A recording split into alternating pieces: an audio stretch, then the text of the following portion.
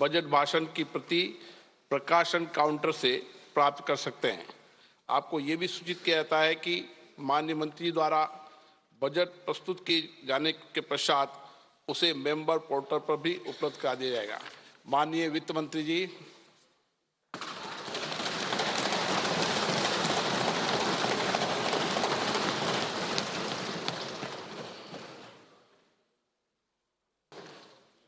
Honorable Speaker, I present the interim budget for 24-25.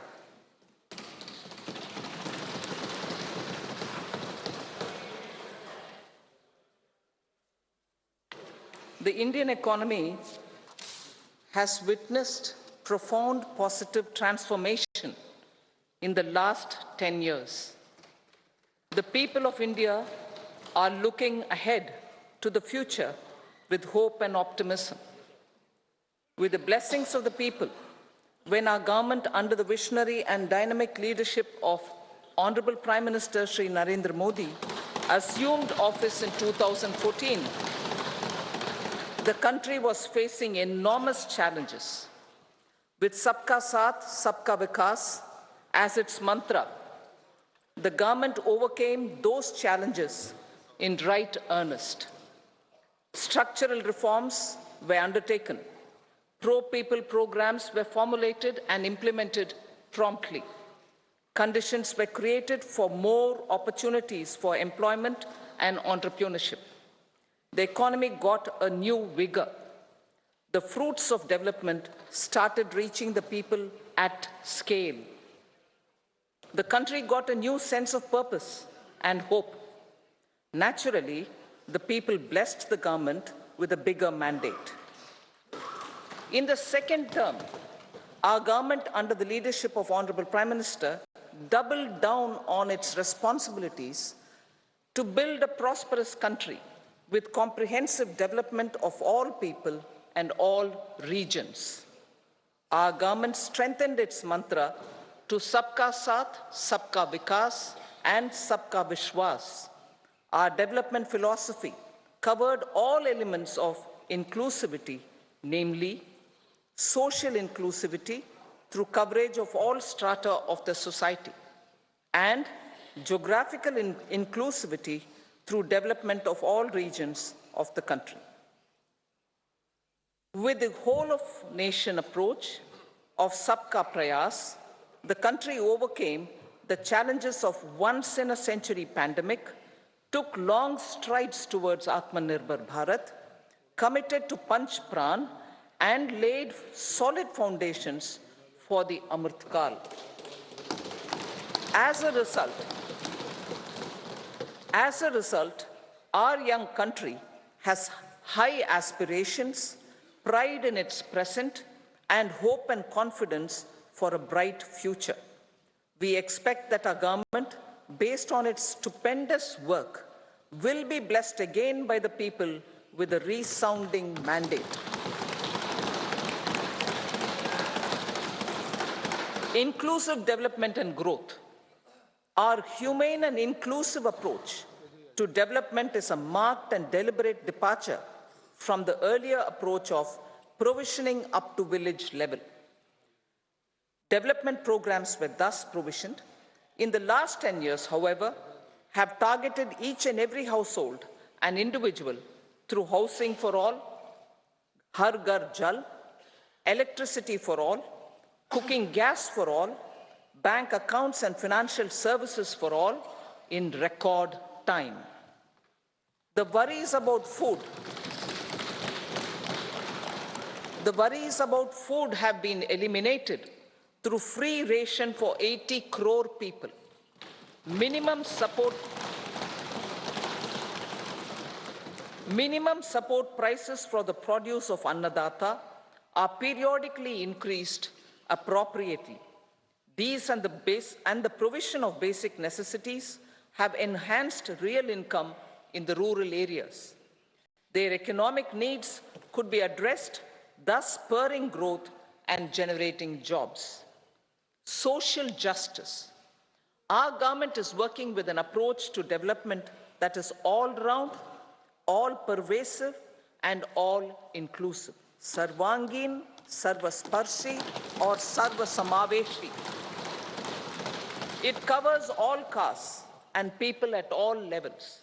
We are working to make India a Vikasit Bharat by 2047. For achieving that goal, we need to improve people's capability and empower them. Previously, social justice was mostly a political slogan. For our government, social justice is an effective and necessary governance model. The saturation approach of covering all eligible people is the true and comprehensive achievement of social justice. This is secularism in action, reduces corruption, and prevents nepotism, prevents Bhai Bhatijawad. There is transparency and assurance that benefits are delivered to all eligible people. The resources are distributed fairly. All, regardless of their social standing, get access to opportunities. We are addressing systemic inequalities that had plagued our society. We focus on outcomes and not on outlays, so that the social economic transformation is achieved. As our Prime Minister firmly believes, we need to focus on 4 major castes. They are Garib, Mahilaye, Yuva, and Annadata. Their needs, their aspirations, and their welfare are our highest priority. The country progresses when they progress. All 4 require and receive government support in their quest to better their lives. Their empowerment and well-being will drive the country forward. Garib Kalyan, Desh Ka Kalyan. We believe in empowering the poor. The earlier approach of tackling poverty through entitlements had resulted in very modest outcomes. When the poor became empowered partners in the development process, government's power to assist them also increases manifold. With the pursuit of Sabka Saath, in these 10 years, the government has assisted 25 crore people to get freedom from multi-dimensional poverty. Our government's efforts are now getting synergized with energy and passion of such empowered people. This is truly elevating them from poverty. Direct benefit transfer of 34 lakh crore rupees from the government using PM Jan Dhan accounts has led to savings of 2.7 lakh crores of rupees for the government. This savings has been realized through avoidance of leakages prevalent earlier. The savings have helped in providing more funds for Garib Kalyan. PM Swanidhi has provided credit assistance to 78 lakh street vendors. From that total of 78 lakh street vendors, 2.3 lakh have received credit for the 3rd time. PM Janman Yojana reaches out to the particularly vulnerable tribal groups who have remained outside the realm of development so far. PM Vishwakarma Yojana provides end-to-end support to artisans and craftspeople engaged in 18 trades. The schemes for empowerment of Divyangs and transgender persons reflect firm resolve of our government to leave no one behind. Welfare of Annadata. Farmers are our Annadata. Every year under PM Kisan Samman Yojana, direct financial assistance is provided to 11.8 crore farmers, including marginal and small farmers. Crop insurance is given to 4 crore farmers under PM Fasal Bima Yojana. These, besides several other programs, are assisting Annadata in producing food for the country and for the world. Electronic National Agricultural Market has integrated 1,361 mandis and is providing services to 1.8 crore farmers with trading volume of 3 lakh crores of rupees. The sector is poised for inclusive, balanced, higher growth and productivity. These are facilitated from farmer-centric policies, income support, coverage of risks through price and insurance support, promotion of technologies and innovations through startups. Empowering the Amrit PD, the Yuva. Our prosperity depends on adequately equipping and empowering the youth. The National Education Policy 2020 is ushering the transformational reforms. PM Schools for Rising India, PM Shri, are delivering quality teaching and nurturing holistic and well-rounded individuals. The Skill India mission has trained 1.4 crore youth, upskilled and reskilled 54 lakh youth, and established 3,000 new ITIs.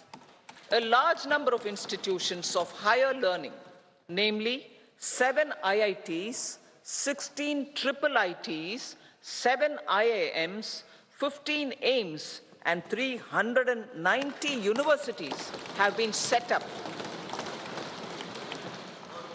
PM Mudra Yojana has sanctioned 43 crore loans aggregating to 22.5 lakh crores of rupees for entrepreneurial aspirations of our youth. Besides that, Fund of Funds, Startup India, and Startup Credit Guarantee schemes are assisting our youth. They are also becoming Rozgar Data. The country is proud of our youth scaling new heights in sports. The highest ever medal tally in Asian Games and Asian Para Games in 2023 reflects a high confidence level.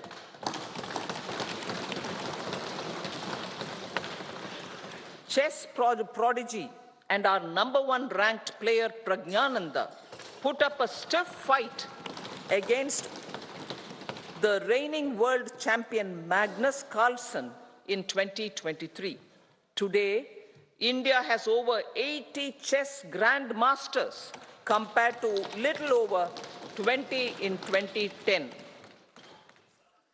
Momentum for Nari Shakti.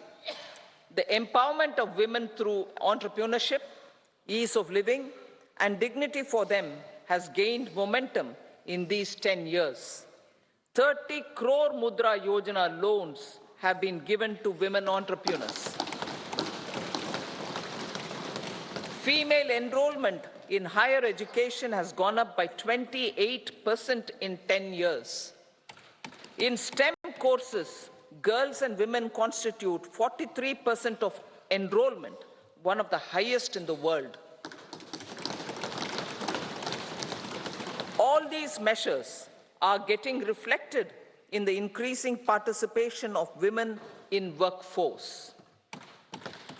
Making triple talaq illegal, reservation of 1/3 seats for women in the Lok Sabha and state assemblies, and giving over 70% houses under PM Awas Yojana in rural areas to women, and giving over 70% houses under PM Awas Yojana in rural areas to women as sole or joint owners have enhanced their dignity. Exemplary track record of governance, development, and performance.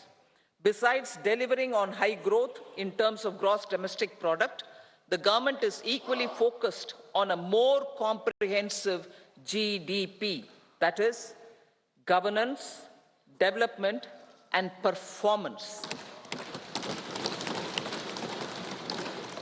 Our government has provided transparent, accountable, people-centric, and prompt, trust-based administration with citizen-first and minimum government, maximum governance approach. The impact of all-round development is discernible in all sectors. There is macroeconomic stability, including in the external sector. Investments are robust. The economy is doing well. People are living better and earning better, with even greater aspirations for future. Average real income of the people has increased by 50%. Inflation is moderate. People are getting empowered, equipped, and enabled to pursue their aspirations. There is effective and timely delivery of programs and of large projects. Economic management. The multi-pronged economic management over the past 10 years has complemented people-centric, inclusive development. Following are some of the major elements. 1.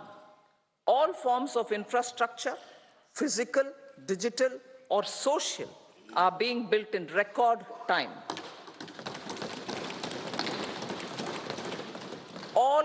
Number 2, all parts of the country are becoming active participants in economic growth. Number 3, digital public infrastructure, a new factor of production as if in the 21st century, is instrumental in formalization of the economy. Number 4, goods and services tax has enabled one nation, one market, one tax. Tax reforms have led to deepening and widening of tax base. Number 5, strengthening of the financial sector has helped in making savings, credit, and investments more efficient. Number 6, GIFT, IFSC, and the Unified Regulatory Authority, IFSCA, are creating a robust gateway for global capital and financial services for the economy. Number 7, proactive inflation management has helped keep inflation within the policy band. Now, the global context, Honorable Speaker, sir. Geopolitically, global affairs are becoming more complex and challenging with wars and conflicts. Globalization is being redefined with reshoring and friendshoring, disruption and fragmentation of supply chains, and competition for critical minerals and technologies. A new world order is emerging after the COVID pandemic. India assumed the G20 presidency during very difficult times for the world. The global economy was going through high inflation, high interest rates, low growth, very high public debt, low trade growth, and climate changes. The pandemic has led to a crisis of food, fertilizer, fuel, and finances for the world, while India successfully navigated its way. The country showed the way forward and built consensus on solutions for those global problems. The recently announced India-Middle East-Europe economic corridor is a strategic and economic game changer for India and others. In the words of Honorable Prime Minister, the corridor, and I quote, will become the basis of world trade for hundreds of years to come, and history will remember that this corridor was initiated on Indian soil, unquote. Vision for Vikasit Bharat. Our vision for Vikasit Bharat is that of prosperous Bharat in harmony with nature, with modern infrastructure, and providing opportunities for all citizens and all regions to reach their potential. With confidence arising from strong and exemplary track record of performance and progress, earning Sabka Vishwas, the next 5 years will be years of unprecedented development and golden moments to realize the dream of developed India by 2047. The trinity of demography, democracy, and diversity backed by Sabka Prayas has the potential to fulfill aspirations of every Indian. As Honorable Prime Minister in his Independence Day address to the nation mentioned, I quote, "There is no dearth of opportunities, as many opportunities as we want. The country is capable of creating more opportunities. Sky is the limit," unquote. Strategy for Amrit Kal. Our government will adopt economic policies that foster and sustain growth, facilitate inclusive and sustainable development, improve productivity, create opportunities for all, help them enhance their capabilities, and contribute to generation of resources to power investments and fulfill aspirations. Guided by the principle, reform, perform, and transform, the government will take up next generation reforms and build consensus with the states and stakeholders for effective implementation.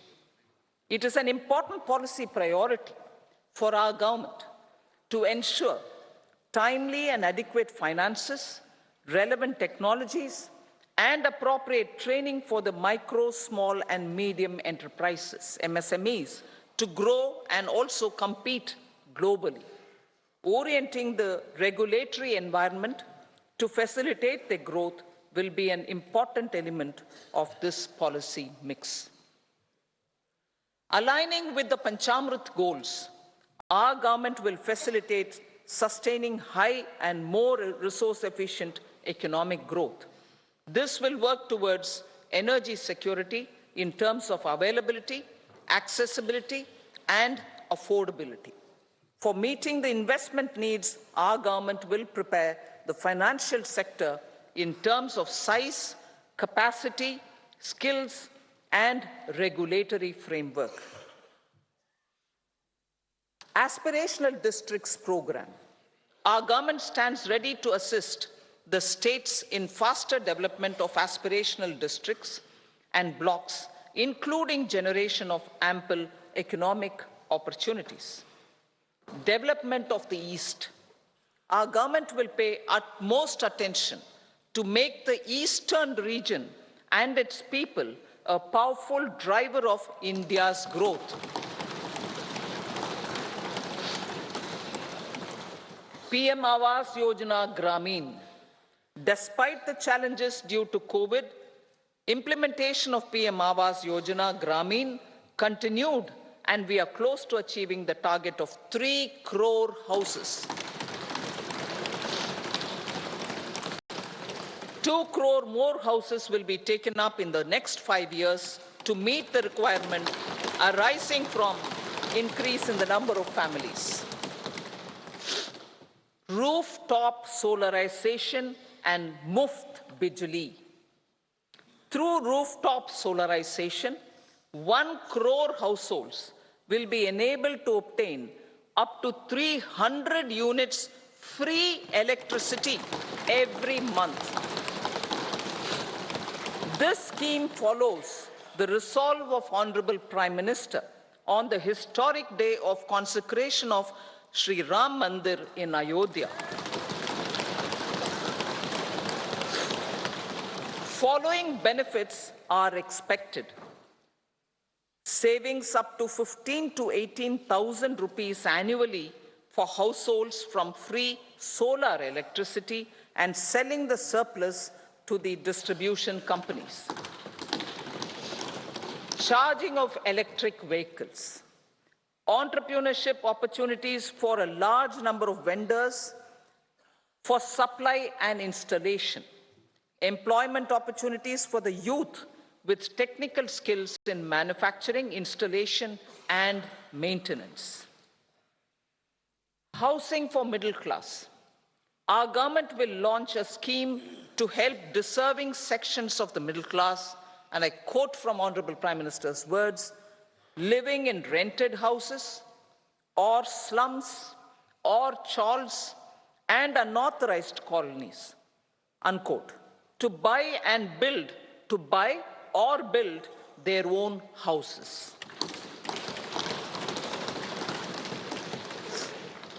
Medical colleges. Several youth are ambitious to get qualified as doctors. They aim to serve our people through improved healthcare services. Our government plans to set up more medical colleges by utilizing the existing hospital infrastructure under various departments. A committee for this purpose will be set up to examine the issues and make relevant recommendations. Cervical cancer vaccination. Our government will encourage vaccination for girls in the age group of 9 to 14 years for prevention of cervical cancer. Maternal and child health care. Various schemes for maternal and child care will be brought under one comprehensive program for synergy in implementation. Upgradation of Anganwadi centers under Saksham Anganwadi and Poshan 2.0 will be expedited for improved nutrition delivery, early childhood care and development. The newly designed U-Win platform for managing immunization and intensified efforts of Mission Indradhanush will be rolled out expeditiously throughout the country. Ayushman Bharat. Healthcare cover under Ayushman Bharat scheme will be extended to all ASHA workers, to all Anganwadi workers and helpers. Agriculture and food processing. The efforts of value addition in agriculture sector and boosting farmers' incomes will be stepped up. Pradhan Mantri Kisan Sampada Yojana has benefited 38 lakh farmers and generated 10 lakh employment. Pradhan Mantri Formalization of Micro Food Processing Enterprises Yojana has assisted 2.4 lakh SHGs and 60,000 individuals with credit linkages. Other schemes are complementing the efforts for reducing post-harvest losses and improving productivity and incomes. For ensuring faster growth of the sector, our government will further promote private and public investment in post-harvest activities, including aggregation, modern storage, efficient supply chains, primary and secondary processing and marketing and branding. Nano DAP. After the successful adoption of nano urea, application of nano DAP on various crops will be expanded in all agroclimatic zones. Atmanirbhar Oil Seeds Abhiyan. Building on the initiative announced in 2022, a strategy will be formulated to achieve Atmanirbharta for oil seeds such as mustard, groundnut, sesame, soya bean, and sunflower. This will cover research for high-yielding varieties, widespread adoption of modern farming techniques, market linkages, procurement, value addition, and crop insurance. Dairy development. A comprehensive program for supporting dairy farmers will be formulated. Efforts are already on to control foot and mouth disease. India is the world's largest milk producer with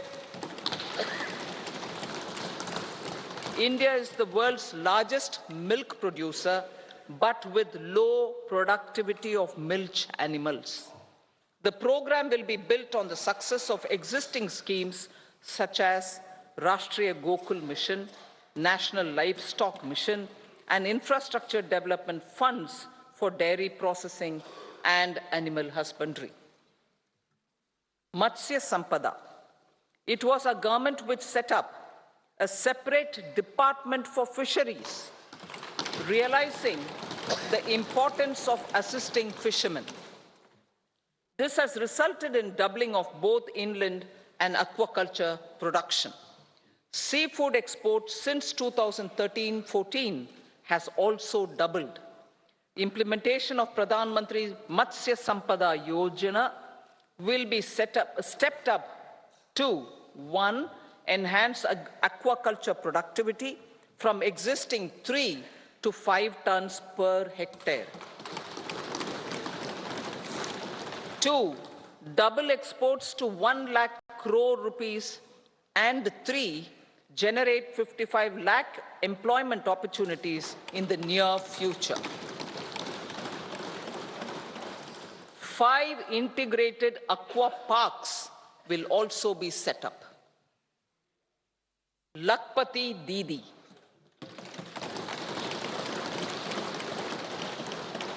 $83 lakh SHGs. 83 lakh SHGs with 9 crore women are transforming rural socio-economic landscape with empowerment and self-reliance. Honorable Speaker said, their success has assisted nearly 1 crore women to become Lakpati Didi already. They are an inspiration to others. Their achievements will be recognized through honoring them. Buoyed by the success, it has been decided to enhance the target for Lakpati Didi from 2 crores to 3 crores.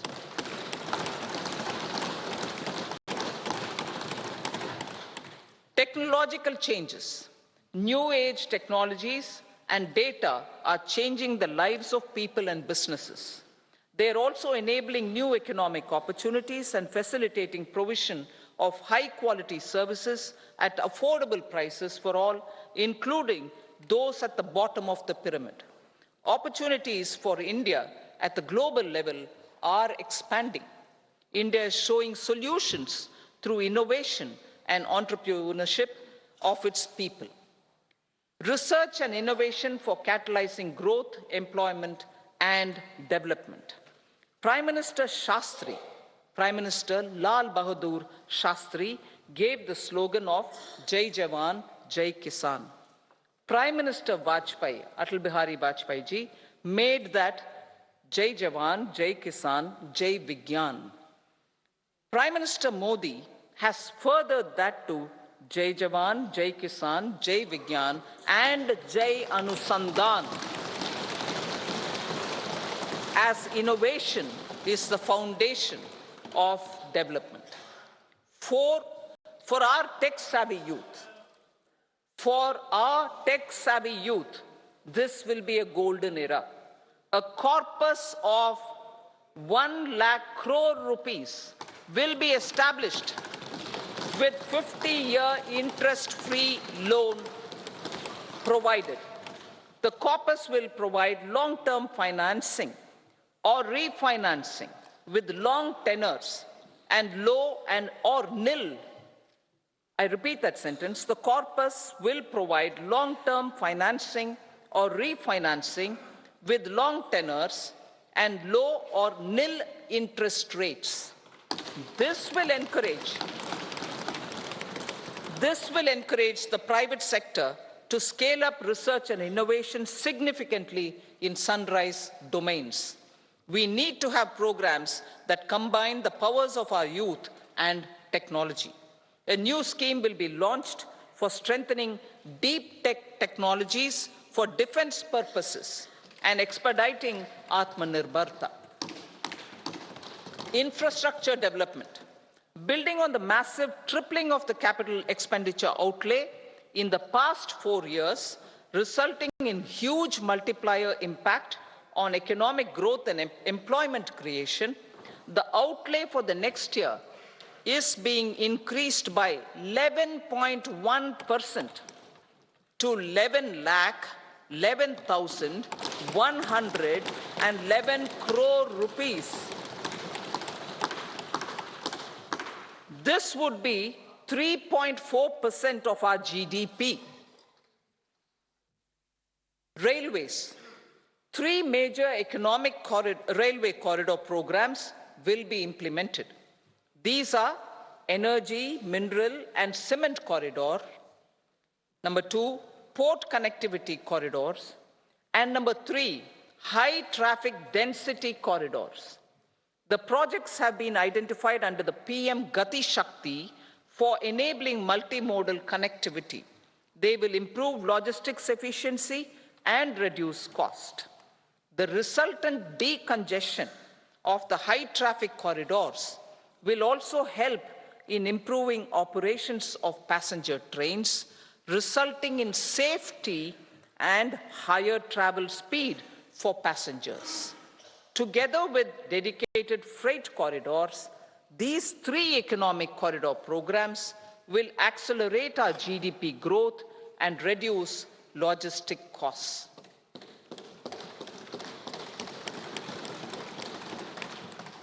"40,000 normal rail bogies will be converted to Vande Bharat standards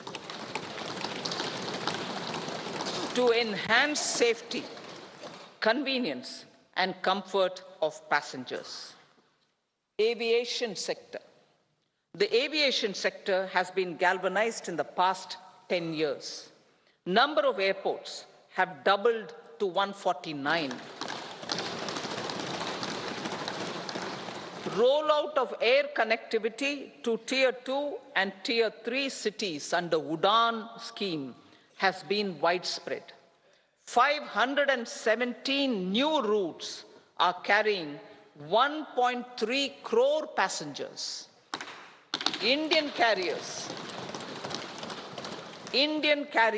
have proactively placed orders for over 1,000 new aircrafts. Expansion of existing airports and development of new airports will continue expeditiously. Metro and Namo Bharat. We have a fast expanding middle class and rapid urbanization is taking place. Metro rail and Namo Bharat can be the catalyst for the required urban transformation. Expansion of these systems will be supported in large cities, focusing on transit-oriented development. Green energy. Towards meeting our commitment for net zero by 2070, the following measures will be taken. Viability gap funding will be provided for harnessing offshore wind energy potential for initial capacity of 1 gigawatt. Coal gasification and liquefaction capacity of 100 metric tons will be set up by 2030. This will also help in reducing imports of natural gas, methanol, and ammonia. Phased mandatory blending of compressed biogas in compressed natural gas for transport and piped natural gas for domestic purposes will be mandated. Financial assistance will be provided for procurement of biomass aggregation machinery to support collection. Electric vehicle ecosystem. Our government will expand this and strengthen the e-vehicle ecosystem by supporting manufacturing and charging infrastructure. Greater adoption of e-buses for public transport networks will be encouraged through payment security mechanism. Biomanufacturing and biofoundry. For promoting green growth, a new scheme of biomanufacturing and biofoundry will be launched. This will provide environment-friendly alternatives such as biodegradable polymers, bioplastics, biopharmaceuticals, and bio-agri inputs. This scheme will also help in transforming today's consumptive manufacturing paradigm to the one based on regenerative principles. Blue Economy 2.0. For promoting climate-resilient activities for Blue Economy 2.0, a scheme for restoration and adaptation measures and coastal aquaculture and mariculture with integrated and multi-sectoral approach will be launched. Comprehensive development of tourist centers.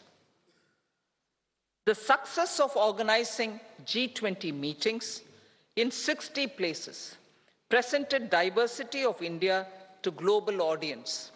Our economic strength has made the country an attractive destination for business and conference tourism. Our middle class also now aspires to travel and explore. Tourism, including spiritual tourism, has tremendous opportunities for local entrepreneurship. States will be encouraged to take up comprehensive development of iconic tourist centers, branding and marketing them at global scale. A framework for rating of the centers based on quality of facilities and services will be established. Long-term interest-free loans will be provided to states for financing such development on matching basis. To address the emerging fervor for domestic tourism, Honorable Speaker, sir, projects for port connectivity, tourism infrastructure, and amenities will be taken up on our islands, including Lakshadweep. This will help in generating employment also. Promoting investments.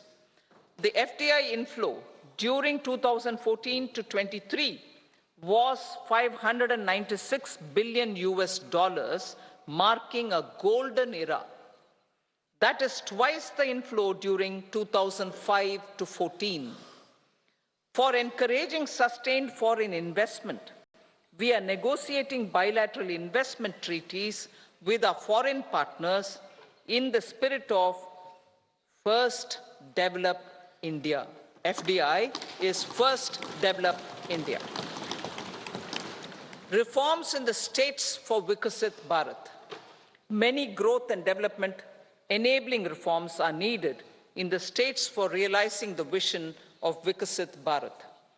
A provision of 75,000 crore rupees as 50-year interest-free loan is proposed this year to support those milestone-linked reforms by the state governments.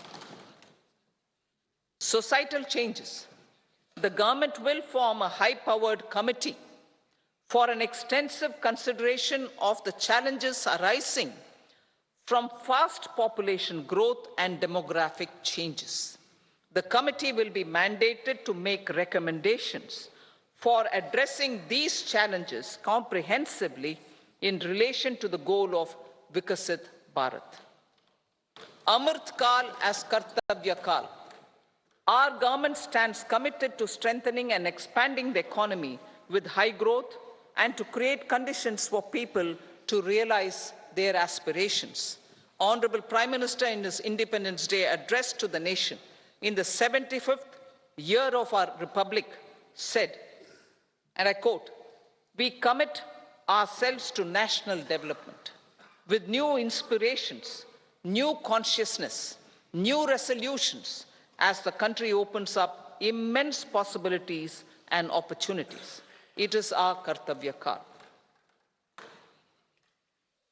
Unquote. Every challenge of the pre-2014 era was overcome through our economic management and our governance. These have placed the country on a resolute path of sustained high growth. This has been possible through right policies, true intentions, and appropriate decisions. In the full budget in July, Honorable Speaker, our government will present a detailed roadmap for our pursuit of Vikasit Bharat.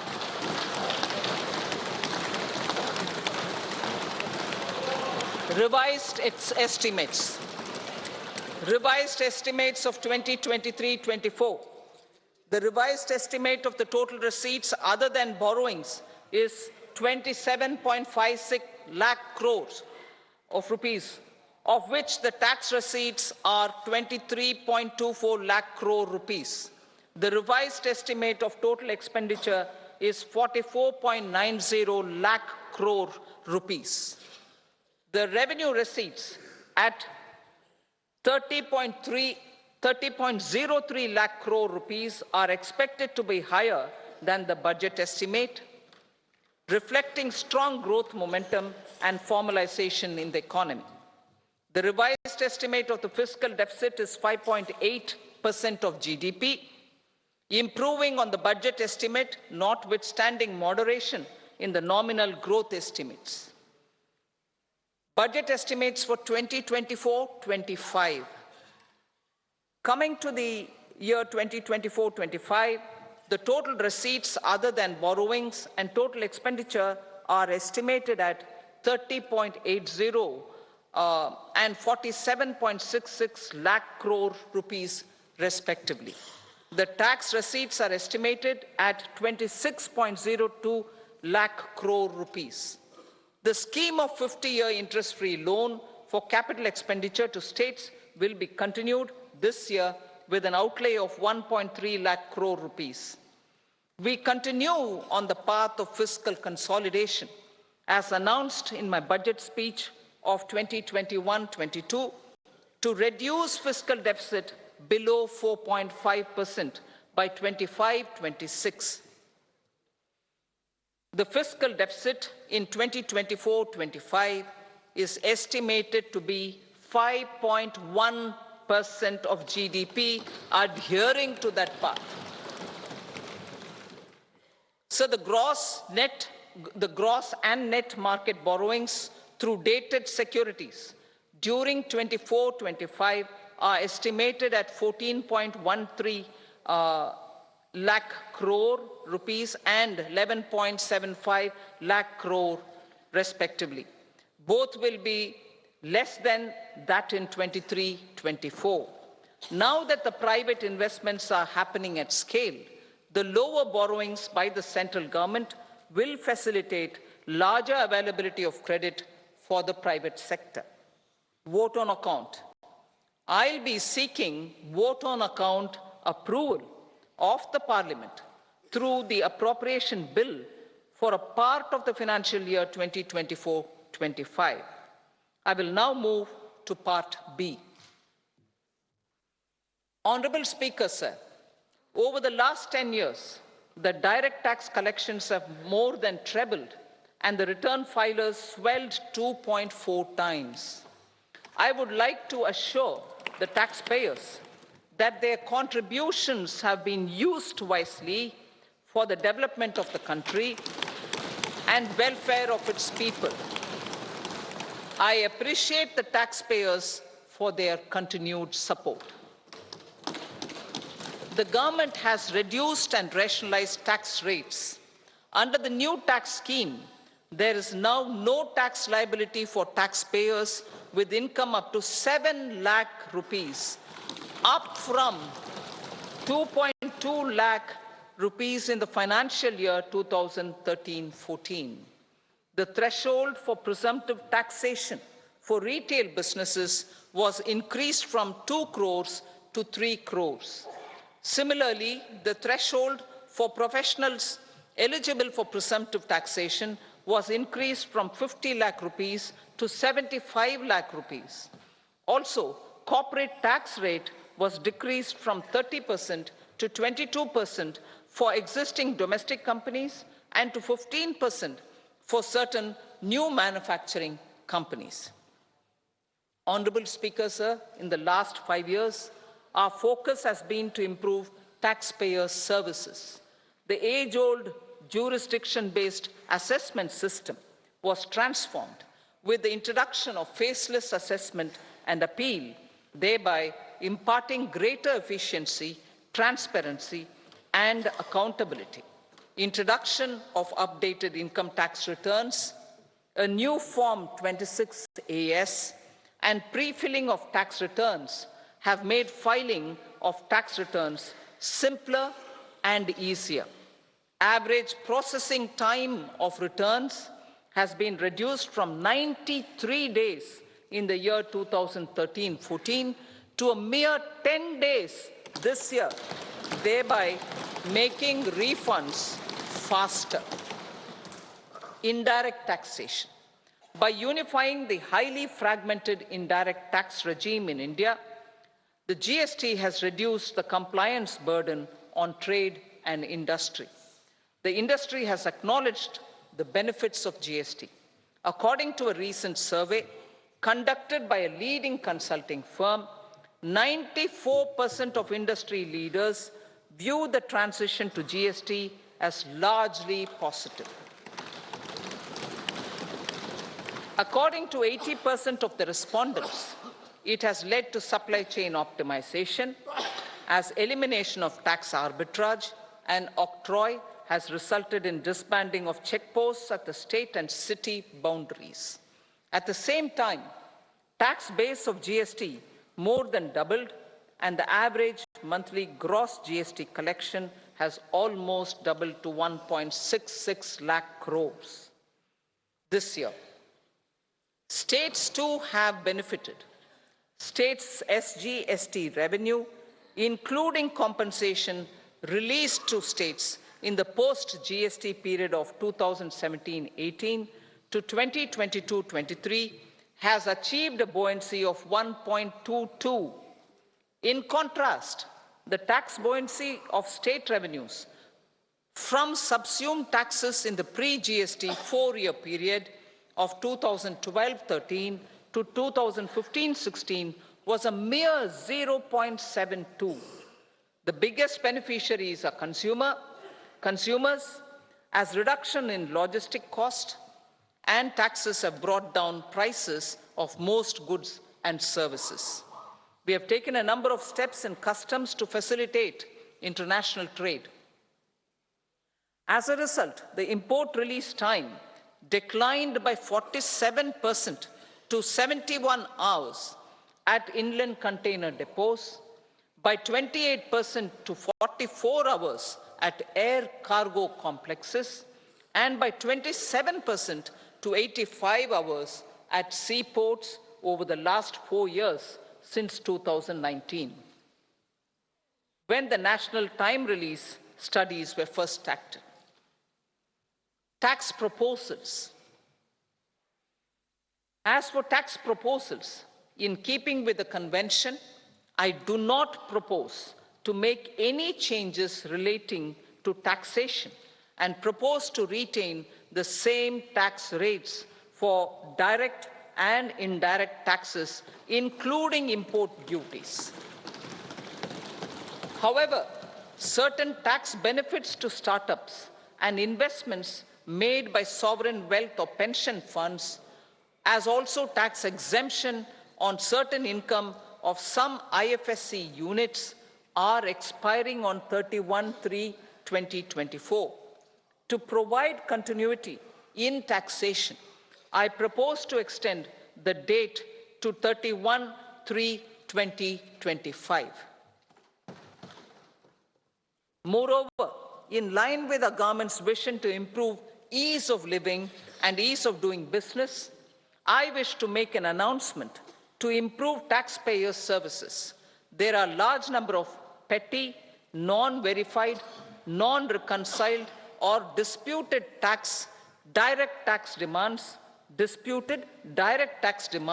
many of them dating as far back as 1962, which continue to remain on the books, causing anxiety to honest taxpayers and hindering refunds of subsequent years. Honorable Speaker, sir, I propose to withdraw such outstanding direct tax demands up to 25,000 rupees pertaining to the period up to financial year 2009-10 and up to 10,000 rupees for financial years 2010-11 to 2014-15. This is expected to benefit about 1 crore taxpayers. 1 crore taxpayers would benefit out of this. Economy then and now. In 2014, when our government assumed the reins, the responsibility to mend the economy step by step and to put the governance systems in order was enormous. The need of the hour was to give hope to the people, to attract investments, and to build support for the much-needed reforms. The government did that successfully, following a strong belief of nation first. The crisis of those years has been overcome, and the economy has been put firmly on a high, sustainable growth path with all-round development. It is now appropriate to look at where we were then. I repeat, it is now appropriate to look at where we were then till 2014 and where we are now, only for the purpose of drawing lessons from the mismanagement of those years. The government will lay a white paper on table of the House.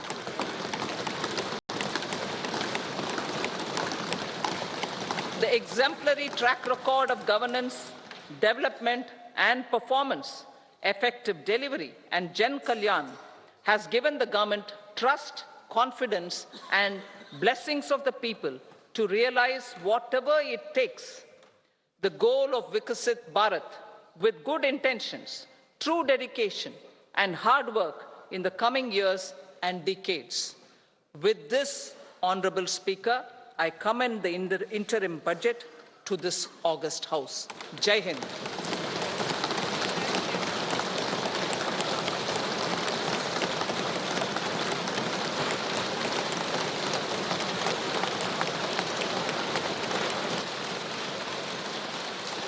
Item number 2, Shrimati Nirmala Sitharaman जी।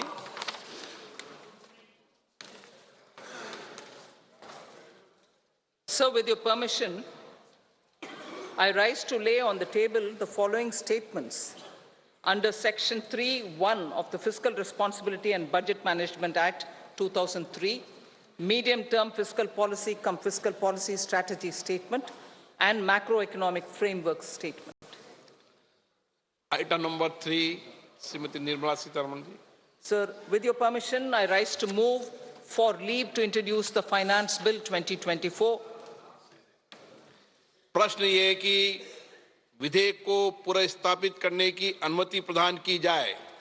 जो सदस्य इसके पक्ष में हाँ कहें, जो सदस्य विरोध में ना कहें। मेरे विचार में निर्णय हाँ वालों के पक्ष हुआ, हाँ वालों के पक्ष हुआ। माननीय मंत्री जी, विधेयक को पुनर्स्थापित करें। Sir, I introduce the bill. सभा की कार्रवाई शुक्रवार दिनांक 2 फरवरी 2024 को प्राप्त 11 बजे तक के लिए स्थगित की जाती है।